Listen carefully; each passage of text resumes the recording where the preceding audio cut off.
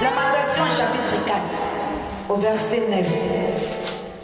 Et après, nous allons continuer dans la prière.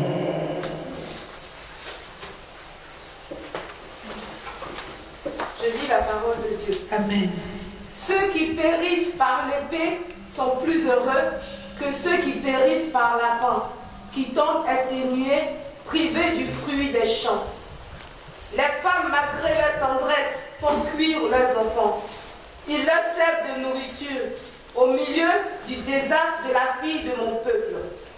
L'Éternel a épuisé sa fureur. Il a répandu son ardente colère. Il a allumé dans Sion un feu qui en dévore les fondements. Amen. On recommence, maman. Ceux qui périssent par l'épée sont plus heureux. Ceux qui périssent par l'épée sont plus heureux que ceux qui périssent par la faim, qui tombent exténués, privés du fruit des champs. Les femmes, malgré leur tendresse, font cuire leurs enfants. Alléluia. Pour l'instant, on s'arrête là.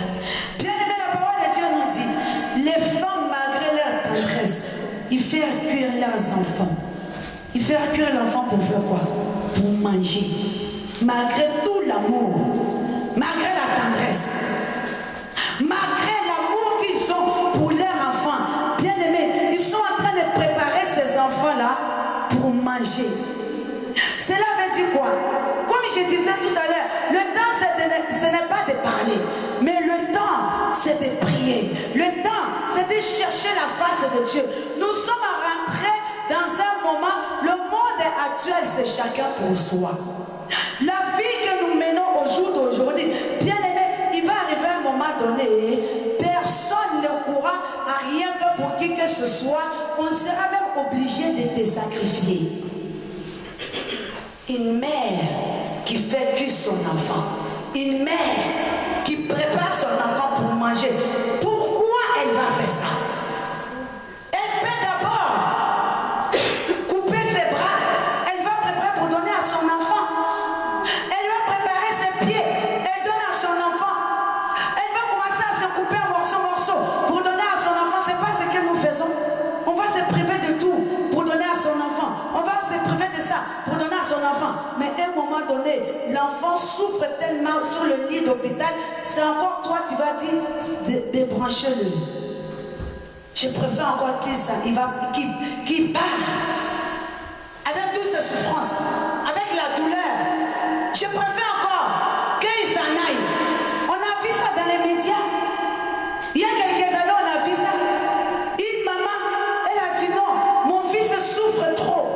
Parce qu'elle ne pouvait plus rien faire pour son enfant. Même elle criait seulement, elle n'avait plus de voix. Elle n'avait plus de voix. Parce que quand tu cries, il faut que tu cries pour quelque chose. Quand tu parles, il faut parler pour quelque chose. Mais elle parle, elle pleure, elle gémisse, l'insomnie. Elle a tout fait à l'hôpital, maison, les spécialistes. Elle a tout fait, il n'y avait rien à faire. Elle dit, je préfère encore qu'il va s'en aller. Ces femmes-là, malgré l'amour qu'ils aiment pour leurs enfants, ils voyaient que les enfants sont en train de mourir à petit feu. Les enfants sont en train de mourir. Peut-être que l'enfant ne bougeait plus. Peut-être que l'enfant était tellement affamé que l'enfant n'avait même plus la vie. Peut-être que l'enfant dormait. Quand on le voit, on pense que l'enfant il est déjà mort. Donc la maman se dit, je vais te sacrifier pour une bonne cause. Quoi qu'il en soit, tu vas mourir. Que je te mette, tu meurs. Autant que tu meurs pour une bonne cause. À un moment donné, bien aimé, on va détruire ta vie en se disant que c'est pour une bonne cause. Les autres vont se servir de toi. Ils vont venir pour t'accuser à leur place. Moi, je parle. Moi, je ne mens jamais. Moi, quand je mens, c'est pour arranger. Moi, je ne fais jamais du mal. Quand je dis je fais ça, c'est pour son bien. On est en train de te tuer, on dit que c'est pour ton bien. Des fois, nous parlons de dire qu'au village, ah, mon père est sorcier, ma mère est sorcière, et c'est comme ça, et c'est comme ça. S'il est sorcier, pourquoi il t'a sacrifié? Parce qu'il n'avait pas le choix. Il préfère te sacrifier toi pour protéger les autres. Il préfère te prendre toi pour protéger les autres. Il préfère te donner toi pour bien aimer. La vie là où nous sommes arrivés au jour d'aujourd'hui, que ce soit la vie de tous les jours, que ce soit la vie chrétienne, que ce soit dans le travail, ton collègue, il va monter les autres contre toi pour avoir le poste que toi tu as. On va essayer. Les femmes, ils avaient l'amour pour leurs enfants. Ils avaient tout pour leurs enfants. Mais il dit non. Malgré tout l'amour, toute tendresse, il faut faire cuire ces enfants-là. Il faut les manger. Si tu ne t'élèves pas dans la prière, ça veut dire que ces enfants, c'était des faibles. Ils étaient vulnérables maintenant. Ces enfants, les femmes là, ils ont raisonné, ils ont dit, de toutes les façons, même si moi-même je me tue pour que l'enfant mange, quand il va finir de me manger, il va manger quoi? Quoi qu'il en soit, il va mourir. Donc il vaut mieux que je vais soulager son douleur. Si tu ne t'élèves pas dans la vie de prière, si tu ne t'élèves pas spirituellement, bien aimé, c'est toi on va prendre pour te sacrifier à la place des autres. Quand le Satan va venir pour attaquer Jean, quand il voit qu'il ne peut pas rentrer chez Jean, c'est chez toi qu'il va rentrer pour aller attaquer Jean. Donc nous devons nous lever dans la prière. Nous devons rester debout dans la prière, être vigilants dans la vie chrétienne. Quand le malheur commence à arriver comme ça, la Bible dit le malheur va arriver, mais par qui ça arrive? Quand ça va commencer à rentrer, toi tu ne te lèves pas, toi qui es en train d'être endormi, toi qui es en train d'assoupir, la Bible dit réveille-toi, Christ va t'éclairer. Quelles que soient tes faiblesses, quelle que soit ta fatigue, quel que soit les problèmes qui fait que tu es abattu, bien aimé, lève-toi dans la prière. Il faut que tu sois debout. Je ne sais pas ce que tu vis chez toi, mais moi je vais te dire tout simplement ce matin, si tu te lèves dans la prière, il y a un Dieu qui est là, qui n'attend que toi pour te secourir. Lui ne va pas te sacrifier. Jésus ne va pas te sacrifier. Ces femmes-là ne pouvaient plus rien faire pour leurs enfants. Ils ont dit, on va les manger. Je vais manger, je vais les faire cuire, je vais les manger. Mais il n'y avait plus rien à faire pour l'humanité. On envoyait les disciples. On envoyait les prophètes. On les a massacrés. On envoie encore d'autres, on le tue. On envoie encore d'autres, on le tue. Mais là, bien aimé, il n'y avait plus rien à faire. Jésus devait laisser tomber. Il devait abandonner. Moi, je suis Dieu. Moi, je ne vais pas venir jusqu'à vous. J'ai déjà envoyé ce qu'il fallait. J'ai envoyé les prophètes, j'ai fait ce qu'il fallait. Mais Jésus s'est fait chair jusqu'à aller mourir à la croix. Pourquoi ces femmes-là n'ont pas dit d'abord, toi, je te confie mon fils, tue-moi, prépare, et vous allez manger ma chair. Et après, les enfants vont manger ta chair pour que les enfants aient la vie. Non, au lieu de ça, ils ont dit, nous-mêmes, on va faire cuire nos enfants, on va les manger nous-mêmes. Bien aimé pour dire que lorsque la famine arrive, lorsque les situations difficiles arrivent, lorsque la maladie arrive, lorsqu'on ne sait plus quoi faire, sache que toi qui es maillon faible, comme je dis souvent, toi qui n'es pas debout dans la prière, toi qui n'es pas bâti ta maison sur le roc, qui est la parole de Dieu, qui est la prière. Moi, je ne sais pas prier. Moi, je n'arrive pas à prier. Toi, tu es qui et les autres, ils sont qui? Pourquoi toi, tu n'arrives pas à prier? Pourquoi toi, tu ne peux pas passer une heure dans la semaine avec ton Dieu? Comment ça se fait que moi, grâce et j'arrive à faire, et toi, tu n'arrives pas à faire la prière? Bien aimé, il faut se lever. Il ne faut pas donner, il ne faut pas faciliter la tâche au diable comme ça. Ne donne pas l'accès au diable comme ça dans ta vie. Moi, je ne peux pas.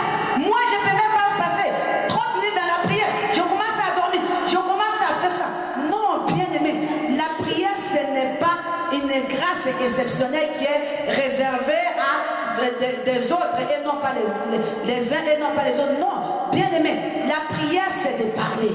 Lorsqu'on prie, on est en train de parler. Lorsque tu commences à adorer Dieu, tu es en train de dire tout simplement, tu as guéri mes pieds, tu as guéri mes dents, tu as fait ça.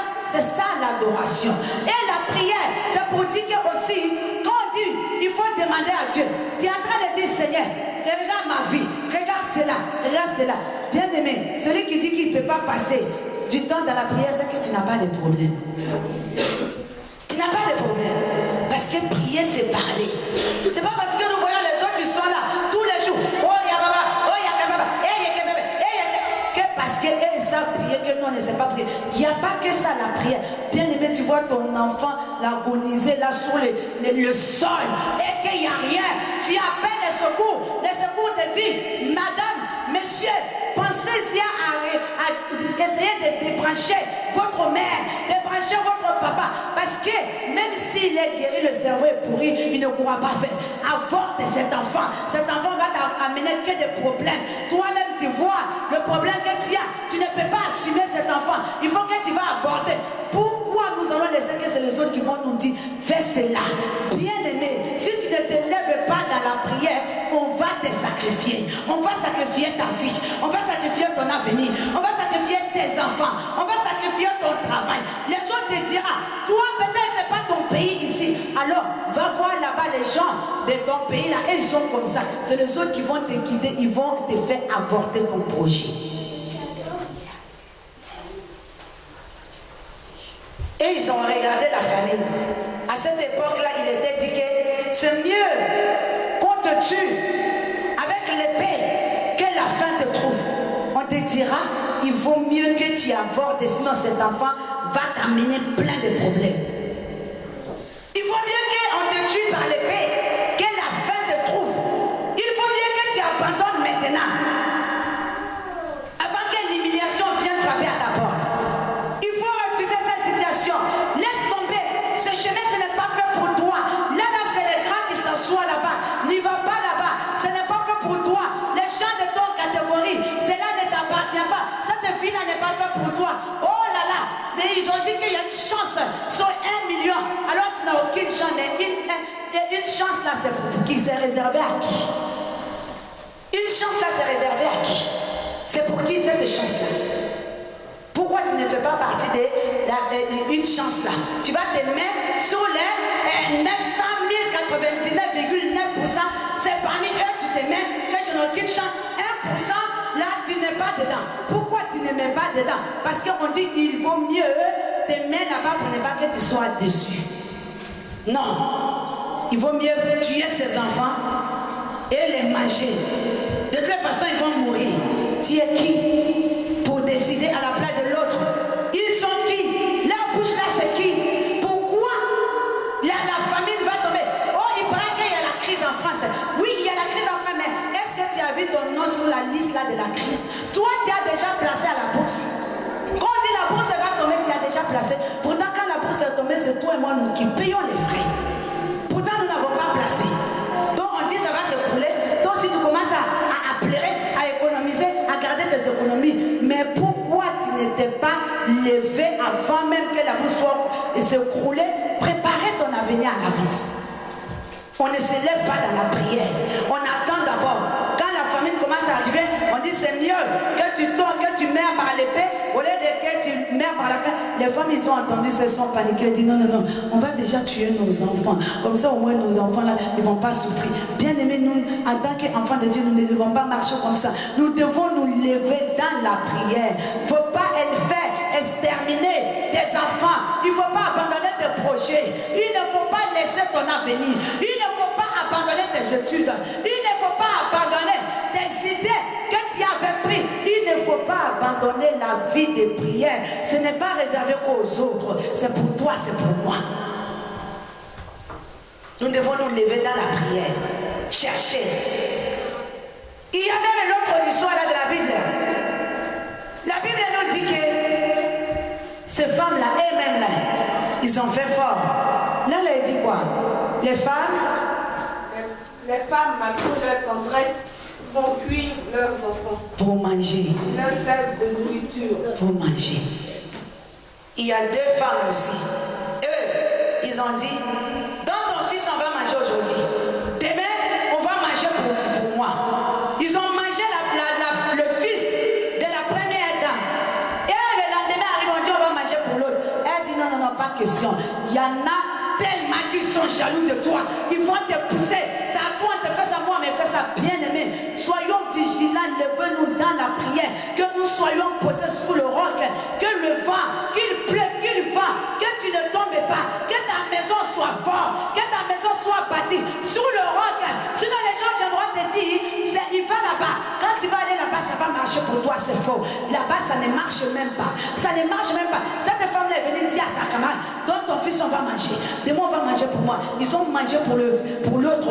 Le lendemain arrivé, elle a caché. Cette affaire est arrivée jusqu'à chez le roi pour aller juger. Quand ça arrivait chez le roi, la Bible dit, le roi, il s'est a crié, il a déchiré ses habits. Il a dit, mais qu'est-ce que nous avons fait pour que Dieu puisse s'acharner comme ça sur nous? Mais est-ce que Dieu avait dit, mange le fils de ta voisine? Ce n'est pas l'acharnement de Dieu. Avant d'aller manger, donner ton fils pour qu'on mange. Est-ce que tu avais consulté Dieu?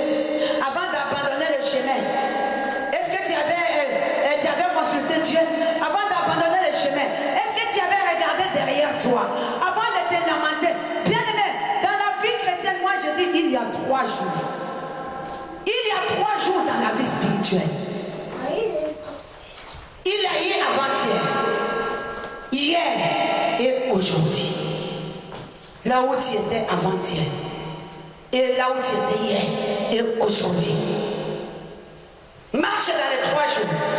Ne marche pas seulement aujourd'hui et demain. Non, c'est vrai.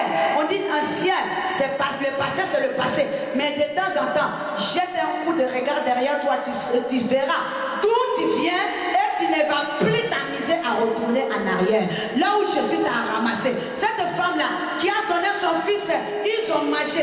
Moi, je pense qu'il pleut, qu'il neige. Le jour où quelqu'un viendra lui dire, viens, on va faire le chemin ensemble, elle va dire, toi d'abord devant. Elle saura que si je me mets devant, il risque de prendre ma machette pour m'assommer. Elle va dire non, toi devant. Après, je te suivrai.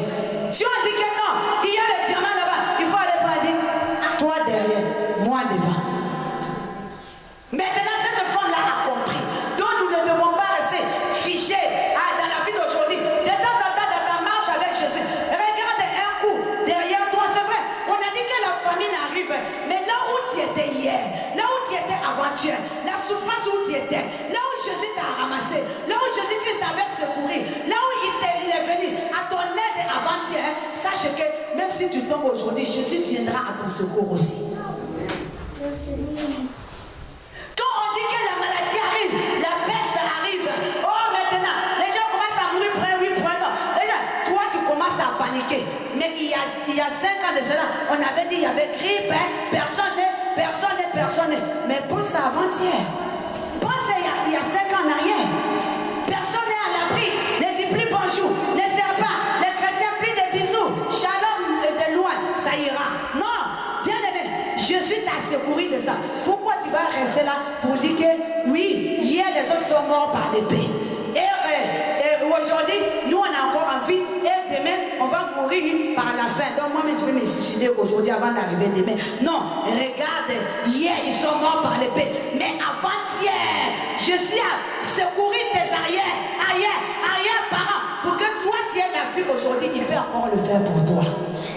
Il peut encore le faire. Il est capable. Laisse. La maladie qui est en train de jubiler devant ta porte. Regarde à Jésus.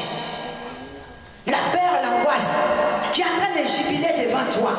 La moquerie qui est en train de jubiler devant toi. Les amis qui commencent à se moquer de toi.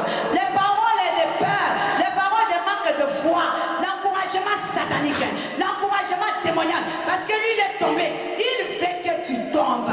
Bien-aimé, reste en train de jubiler. Mais toi, fixe ton regard à Jésus. Regarde seulement à Dieu. La Bible dit, il est les accusateurs de vos frères. Donc Satan viendra toujours t'accuser. Que ce soit la maladie. Quand la maladie vient dans ta vie, c'est une accusation. Parce que quand il y avait quelqu'un qui était malade, les disciples ont demandé à Jésus, celui qui a péché ou ce sont ses grands-parents qui ont péché? Donc c'est une accusation, on vient pour t'accuser de quelque chose. Quand le chômage ou les situations difficiles commencent à atterrir dans notre vie, bien aimé, ce sont des accusations pour que toi-même tu commences à remettre ta vie chrétienne en question. Tu commences à remettre ta foi en question. Si je crois vraiment, pourquoi cela m'est arrivé? Si Dieu est vraiment puissant, pourquoi cela m'est arrivé? Si Dieu est réellement Dieu, pourquoi cela m'est arrivé? Mais Dieu est Dieu. Dieu ne change pas. Il peut manger leurs enfants comme il veut. Tu peux tout le temps comme il veut. Tu peux avoir peur comme il veut. Mais n'oublie pas qu'après la pluie, il y a le beau temps qui arrive. Il y a un temps pour tout. La Bible dit il y a un temps pour pleurer. Il y a un temps pour rire. Il y a un temps pour faire la fête. Il y a un temps pour la tristesse. Crois seulement, hein, tu verras la gloire de Dieu. On mange nos enfants. allons-y, on va manger. Les femmes, malgré l'amour qu'ils ont, bien aimé, à un moment donné, même ton frère, ta soeur, il n'a même pas le choix. Il est même obligé, même presque obligé de te condamner pour que lui ait la liberté. C'est ce que Jésus a fait. Jésus s'est condamné pour que nous soyons libres. Jésus était en prison pour que nous on soit libérés. On a humilié Jésus pour que nous ayons la tête haute. On a frappé Jésus pour que nous soyons bien. On a craché sur Jésus pour que nous soyons parfumés. Son sang a coulé pour que nous soyons en bonne santé. Jésus n'avait pas le choix.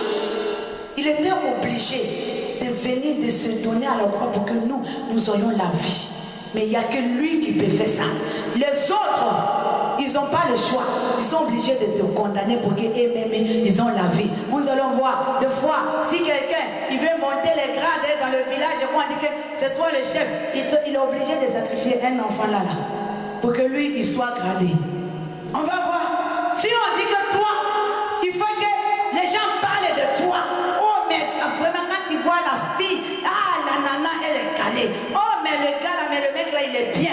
Pourquoi on parle de lui comme ça? Bien aimé, il va d'abord écraser ceux qui sont devant, à côté, derrière lui. Il va te traiter comme moins que rien pour qu'on voit que c'est lui. Il n'a pas le choix. C'est la société qui veut qu'il soit comme ça. La société veut lui pousser pour lui dire que oh, tu es quelqu'un d'important. Pourquoi on dit que tu es quelqu'un d'important? Il faut que toi, il y ait des gens importants qui ne sont pas importants auprès de toi.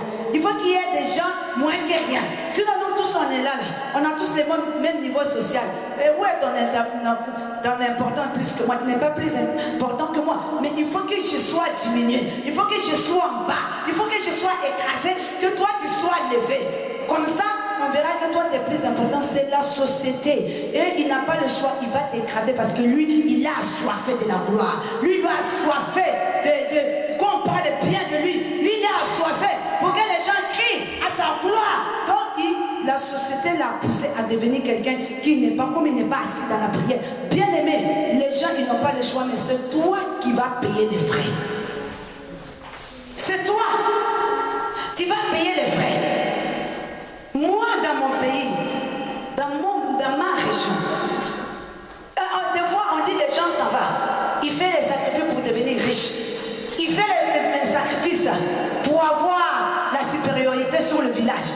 Ils font les sacrifices pour que leurs champs puissent se donner plus que les champs des autres. Mais il fait quoi? C'est toi qui vas payer le frais de leur succès. Si tu n'es pas levé dans la prière, bien que tu sois chrétien, tu payeras les frais de succès des autres de ta famille ou le succès de tes amis qui ne sont pas en Jésus-Christ. Tu payeras les frais. Donc il faut que tu te lèves dans la prière. Chrétien que nous sommes, si on dit qu'il y a la crise, il y a la crise. Bien aimé, toi, petite entreprise, c'est toi qui vas payer les frais de grosses entreprises.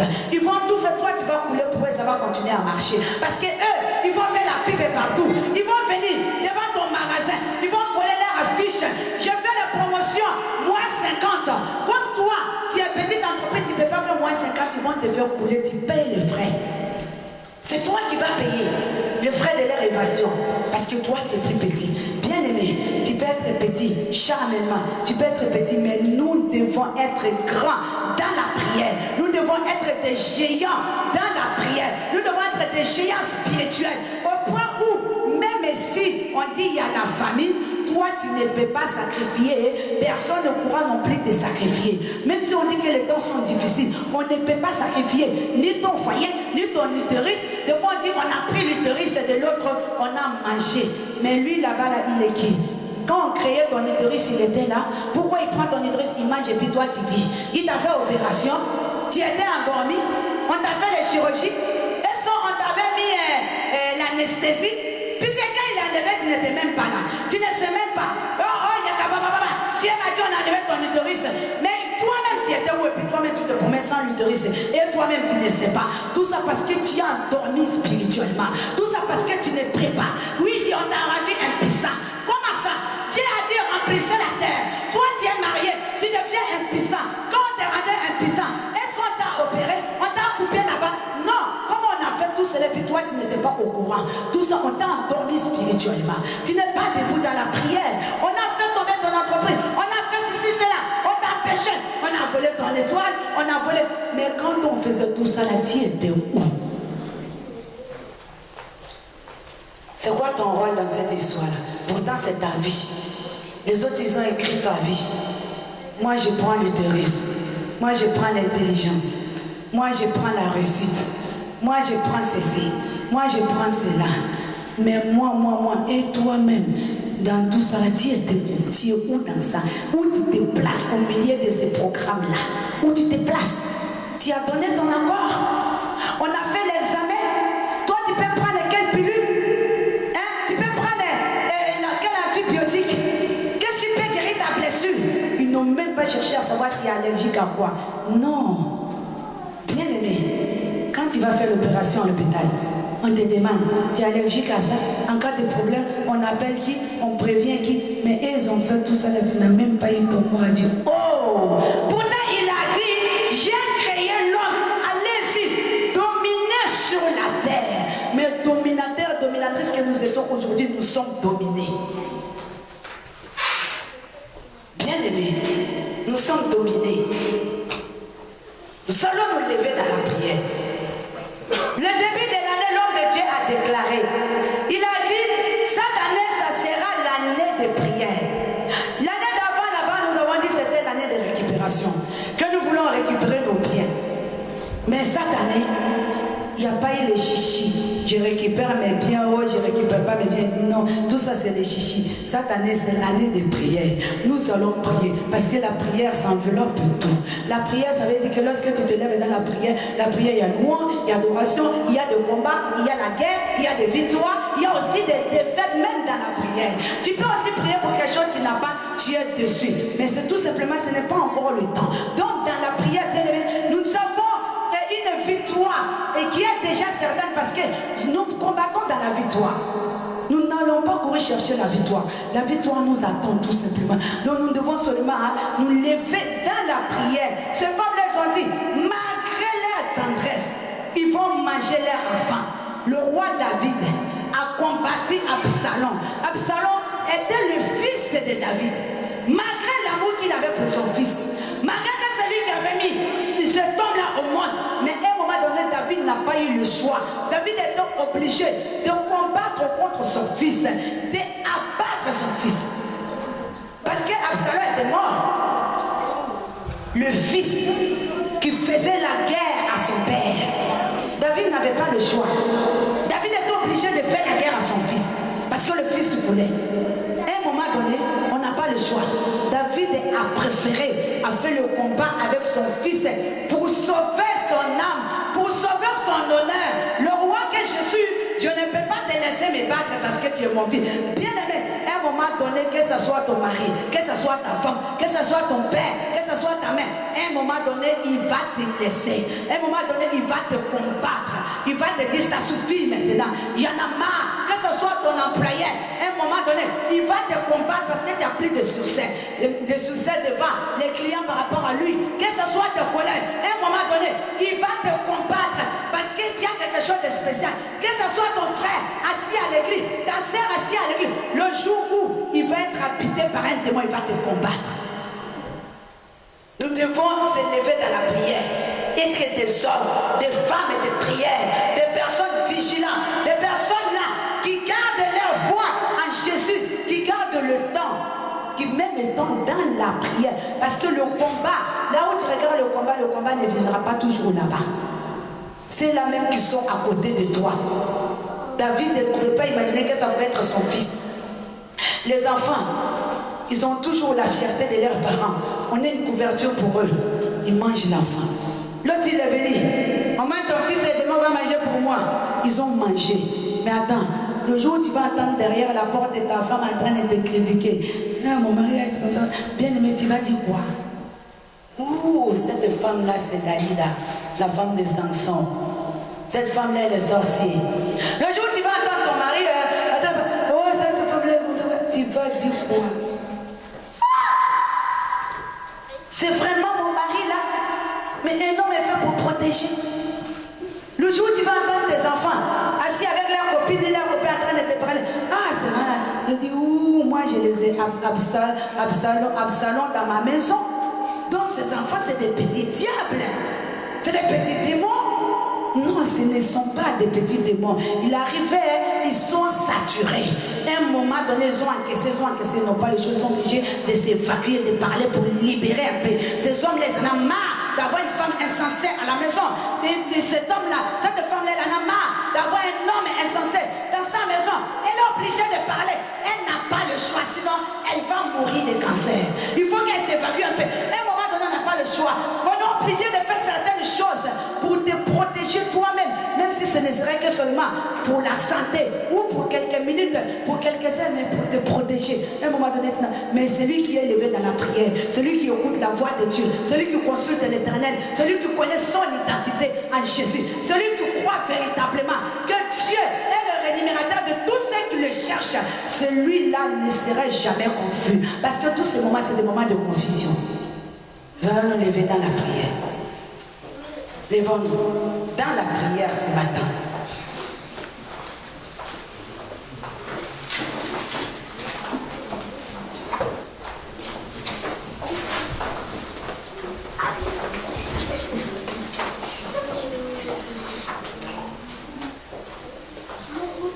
C'est où est-ce que tu n'as pas eu le choix? Tu as posé des actes parce que tu n'avais pas le choix. On t'a poussé à abandonner le chemin et aujourd'hui tu regrettes. Ou on t'a obligé à prendre des chemins et aujourd'hui tu regrettes d'avoir écouté. On t'a donné des conseils. Tu as écouté ce conseil-là et aujourd'hui tu regrettes. Ou on t'avait donné des conseils, tu n'as pas écouté et aujourd'hui tu regrettes. Ton histoire c'est quoi? Nous n'allons pas rester dans les regrets. Ce matin, tu vas prier. Tu vas dire au Seigneur qu'il est le seul guide de ta vie. Que tu ne veux pas que ce soit les hommes qui vont te guider.